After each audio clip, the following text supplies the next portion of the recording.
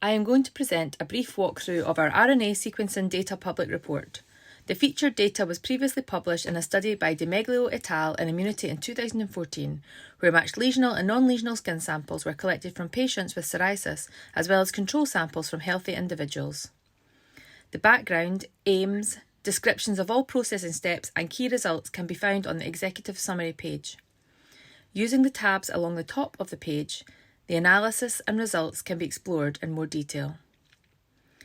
On the metadata page, tables and figures describe clinical and demographic variables. The disease status variable describes the sample type. There are 16 samples from psoriasis patients and 5 from healthy individuals. And tissue describes whether a sample is from lesional or non-lesional skin. In all of our studies, the data are thoroughly quality control assessed. Raw data FASTQ files were inspected using FastQC. Alignment rates of reads mapping to the reference genome are provided for each sample, including the percentage of reads that are uniquely mapped, multi-mapped, and unmapped. We then move on to the normalised counts data. Distance metrics were calculated to identify any outlier samples.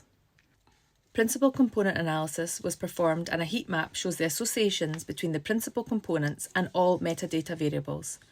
The tissue variable is significantly associated with principal component 1, describing around 30% of the variation observed in the data. Scatter plots show how the samples are clustered based on the principal components. And here, with the exception of a couple of outliers, the non-lesional samples from psoriasis patients cluster with the healthy samples, and the lesional samples form a group on their own. The correlation heat map shows a similar story. These observations are reinforced in the differential expression analysis, where 3 comparisons were performed: lesional versus non-lesional samples, lesional versus healthy samples, and non-lesional versus healthy samples.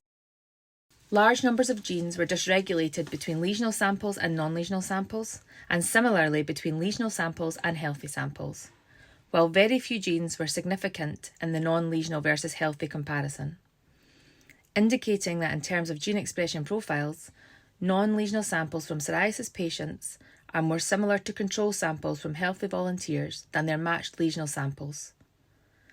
The results can be explored in greater detail. An interactive volcano plot shows the most significantly upregulated gene in the comparison between lesional and non-lesional samples is S100A7A, a gene known to be highly expressed in psoriatic skin. Per gene, alongside the associated statistics, the corresponding expression levels per sample are shown in an interactive box plot. Accordingly, many of the same reactome pathways are overrepresented in the differentially expressed genes from the lesional versus non-lesional and the lesional versus healthy comparisons. The most significant reactome pathways are formation of the cornified envelope, where cornification is a process of differentiation and cell death undergone by epidermal keratinocytes, and GPCR ligand binding, where GPCRs play an important role in the inflammatory response.